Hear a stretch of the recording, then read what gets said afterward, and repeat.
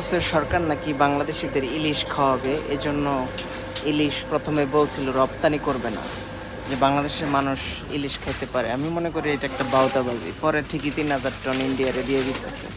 আর বাংলাদেশে বাকি যে ইলিশগুলো থাকে সেগুলো কিন্তু এই যে আমাদের কাছে 2,000 টাকা কেজি হিসেবে, দেখেন 1499, 2,000 টাকা কেজি হিসেবে বিক্রি করার জন্য এসব বিভিন্ন দেশে যারা প্রবাসী থাকি তাদেরকে কিন্তু পাঠায় দেয়। আসলে বাংলাদেশের মানুষকে খাওয়ানোর নাম করে এ ধরনের বাউতাবাজি চলতেই আছে। 5,000 টন ইলিশ হলে হাইস্ট 1,000 টন বাংলাদেশি মানুষ খাইতে পারে, আর 4,000 টনই বাইরে চলে যায়। কথা কিন্তু খারাপ বলেন না।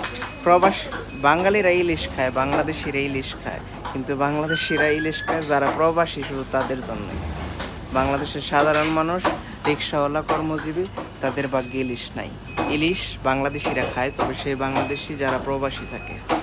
আশা করি বুঝতে পারছেন।